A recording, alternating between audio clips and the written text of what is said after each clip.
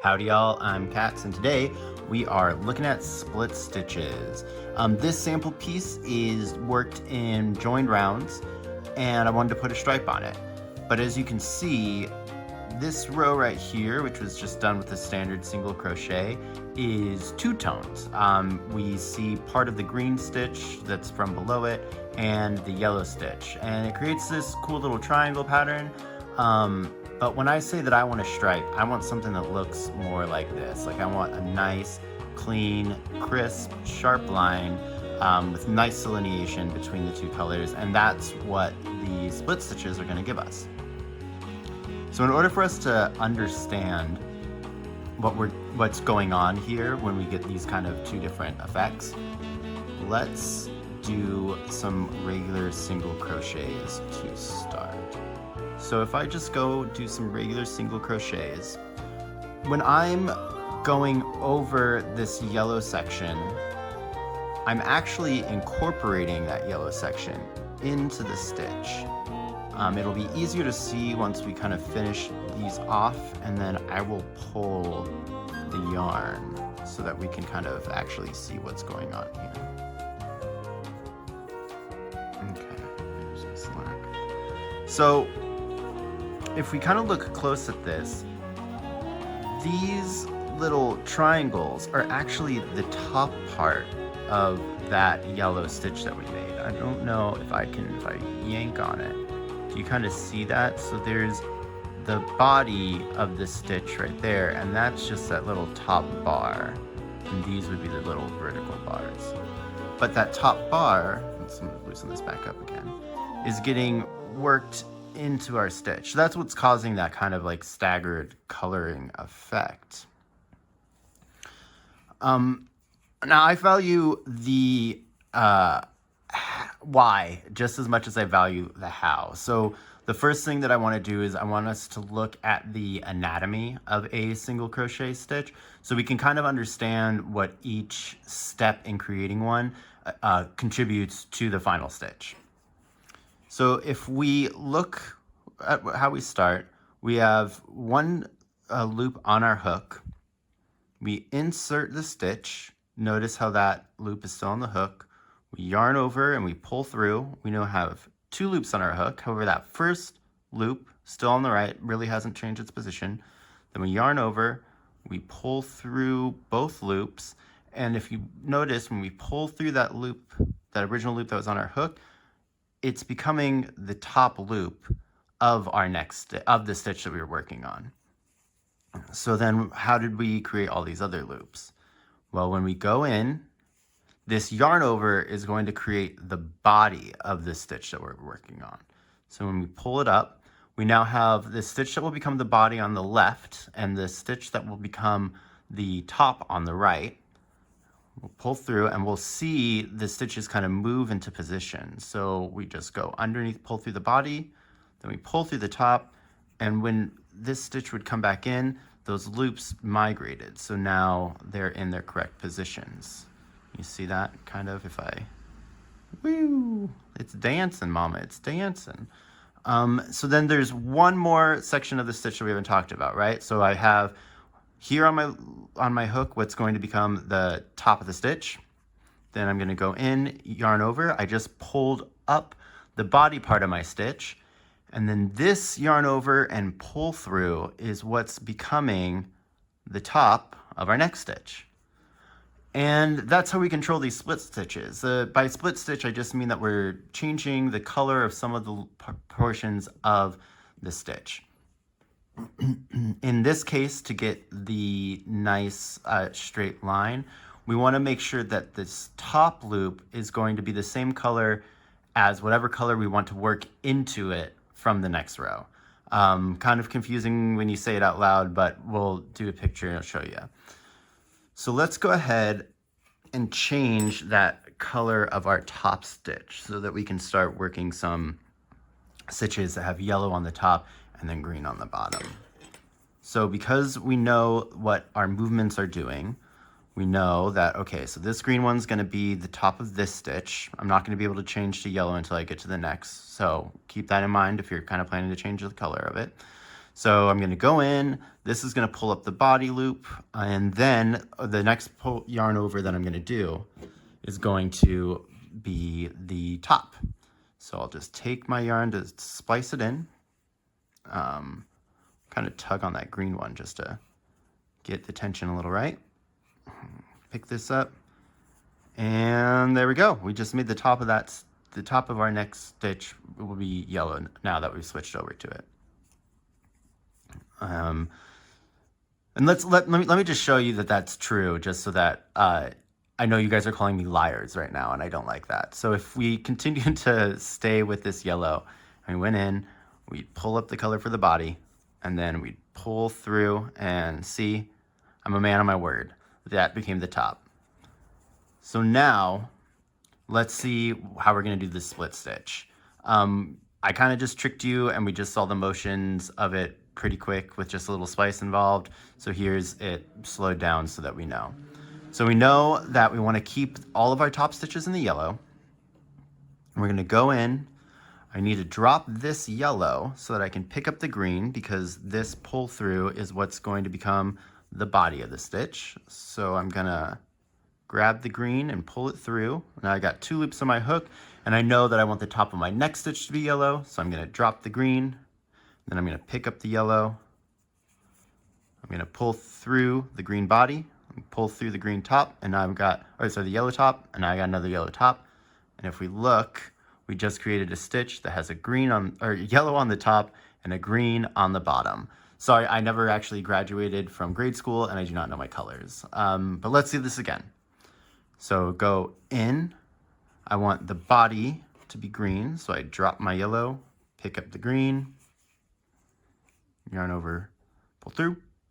Now I know I want the top of my next stitch to be yellow, so I'm gonna drop the green, pick up the yellow, yarn over, pull through, and there we go. We did it again. So this time I'm gonna do it slowly without any narration, so you can kind of talk your way through it and check that you know what you're doing, what's going on. So here we go.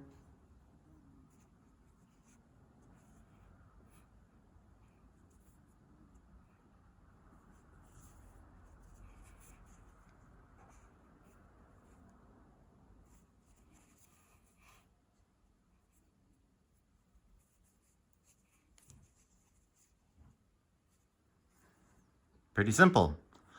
Now, one thing that we kind of want to keep in mind is we're doing a lot of pickups and drops, and we're spinning the yarn over each other. This is going to create a kind of mess with our yarn. If I pull this out, you'll just see how twisted everything's kind of getting. So best practice, I would say, is probably to undo what I'm doing right now and untwist it every, I don't know, 5 to 7 stitches. The thing is it's going to get harder to accurately pick up the yarn, as well as if you're using something that has maybe a looser twist to it, and depending on the direction of the twist, you might end up like untwisting the yarn, which you don't really want to do, because you'll split it. And if you notice here, I've been this may or may not be the first take of this video, and because of all that excessive twisting that I've left it in, this kind of has a kink.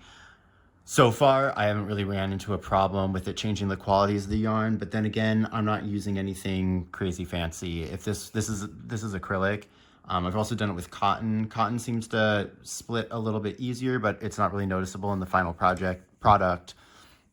Not sure how it would affect with wool. I would assume that if you're using plied wool, it's going to act like the acrylic, maybe even a little bit better.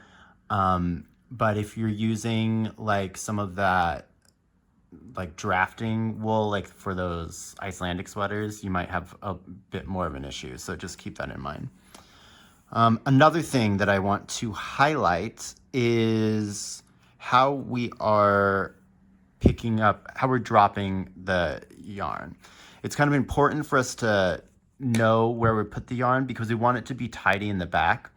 This is so that we can keep our tension, but it's also going to make it so that when we work in the next row, it's going to be a lot easier. So from the top of the stitch, I'm going to go in, and when I drop the yellow, I'm dropping it behind the hook, right? Just kind of letting go.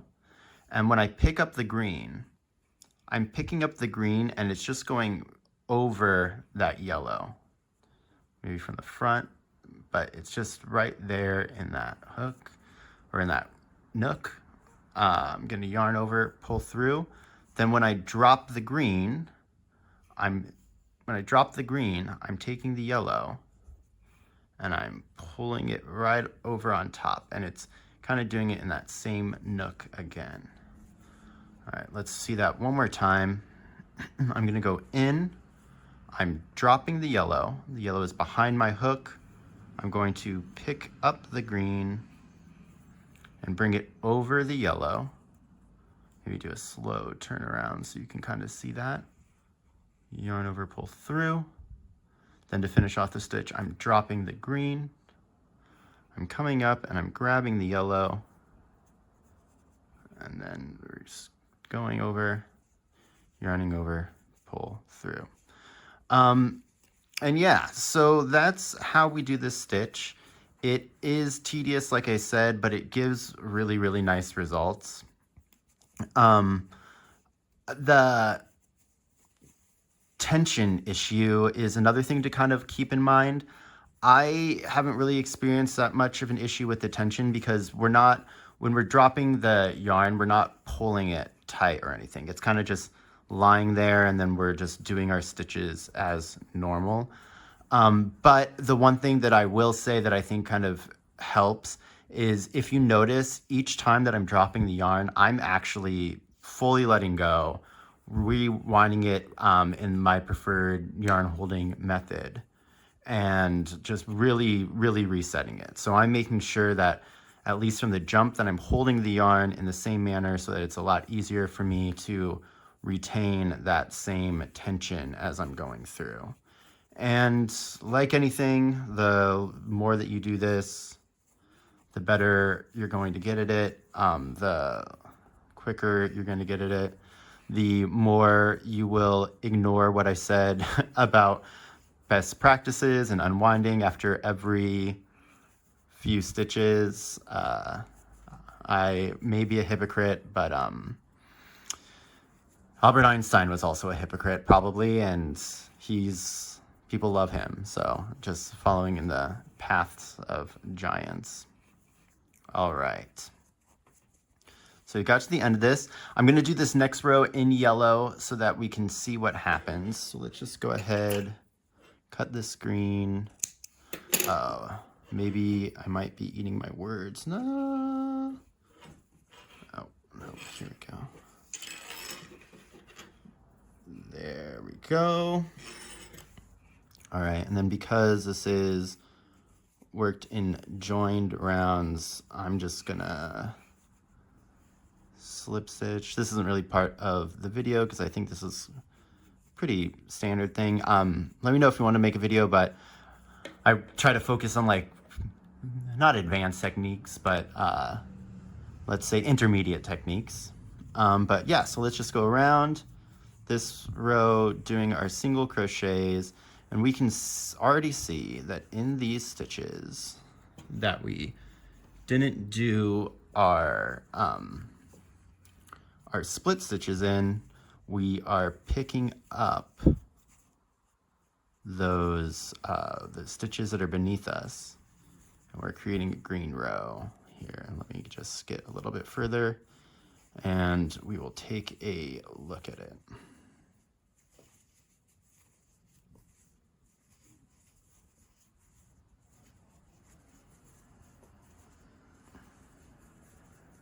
Okay, so this is right before we actually did what we were learning.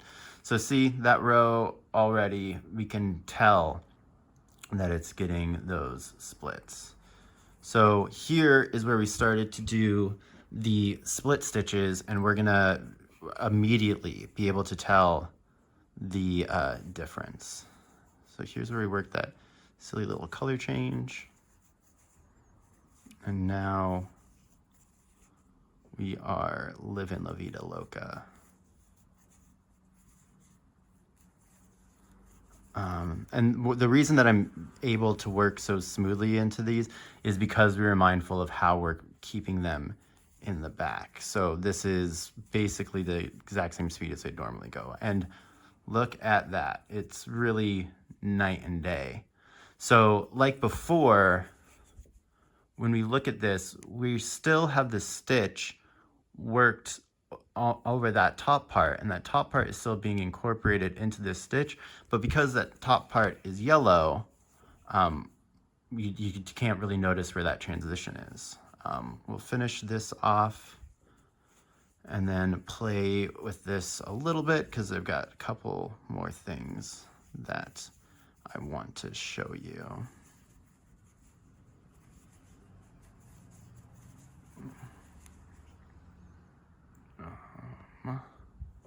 Sorry, phone about to die. Oh, we finished it. Cool. So slip stitch. Okay. So when we look at these side to side, we can really tell just how big of a difference doing that little split stitch made. Again, just like with the flat pieces, one method isn't better or worse than the other method. It's just what you want to use it for. This kind of transition might be really good for, let's say, if we're doing some color mixing. We want to have something pattern, or maybe we're doing like a landscape kind of a look. We don't really need this dark color contrast, but if we're doing something that looks a little bit more mechanical, or maybe recreating cartoon characters or something like that, maybe using these split stitches is going to be a lot more beneficial to us. The other thing that I want to show you is what the inside looks like. So this method really is meant to be worked in the round. Hey, Editor Cats here. What I meant to say is that this technique is best used on projects that are only going to have one side showing. So whether that's a project that's worked in the round, perhaps a blanket with a backing, a sweater, a tapestry, the point is that you're just not going to want to show off the backside in most cases, you know, unless you're into that sort of thing. And it's because where we're doing those split stitch color, the split stitches, this is what it would look like from the wrong side. Another kind of cool pattern that you get, but just something to be aware of so that you're not doing this on something that you're working back and forth in rows. But yeah, that is the split stitch. Thanks for watching. I know that I said that we were going to be doing the spheres, and they are coming. I tell you what, they are coming. But they're not coming quite just yet. See you later, bye! Howdy y'all, my name's Katz, and today we're going to be talking about split stitches. What are they? Why do we care? What can they do for me? Do they have money? Do they know if my dad's coming back after buying the milk? No.